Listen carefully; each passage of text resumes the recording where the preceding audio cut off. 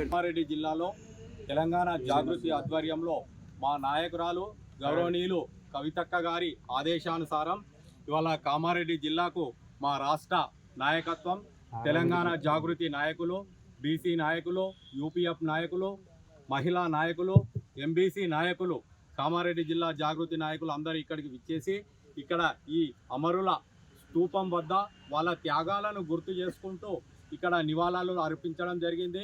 అలాగే Kamareddy BC declaration అనేది గతంలో ఒక మోసపూరితమైన హామీ ఇచ్చి కాంగ్రెస్ పార్టీ గద్దెనెక్కింది ఆనాడు.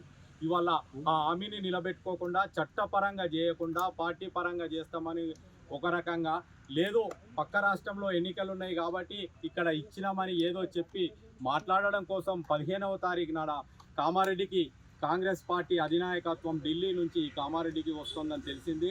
మేము ఒకటే తెలంగాణ జాగృతి నుంచి డిమాండ్ చేస్తున్నాం, మీరు చట్టపరంగానే ఈ బీసీ రిజర్వేషన్ 42% విద్యాపరంగా, ఉద్యోగపరంగా, ఇలా అనేక కులాలు, వార్డు మెంబర్లు కాని కులాలు ఉన్నాయి, అసెంబ్లీ మెట్లు ఎక్కని కులాలు ఉన్నాయి, మున్సిపల్ కౌన్సిలర్లు కాని కులాలు ఉన్నాయి.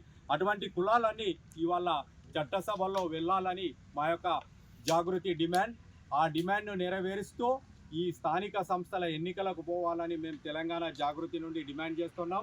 అలాగే ఈ కామారెడ్డిలో ఇంత బీభత్సం జరిగితే ప్రభుత్వం వచ్చి ఏదో తూచు మంత్రంగా 11,500 రూపాయల సహాయం చేస్తే అది ఏ పార్టీకి వస్తుందని మేము డిమాండ్ చేస్తున్నాం.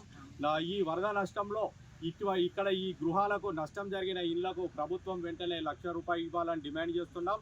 అలాగే వ్యవసాయ రైతులకు కూడా ఇవాళ ఎకరాన ₹1,00,000 పంట నష్టం ఇవ్వాలని డిమాండ్ చేస్తూ ఈ 15వ తారీఖున వచ్చే రోజు వాళ్ళు చట్టపరమైన రిజర్వేషన్ తీసుకొచ్చిన తర్వాతనే ఇక్కడ ఎన్నికలకు పోవాలి, లేకుంటే మేము అడ్డుకుంటామని తెలంగాణ జాగృతి తరఫున డిమాండ్ చేస్తున్నాం కాంగ్రెస్ పార్టీకి. ఖబర్దార్ కాంగ్రెస్ పార్టీ.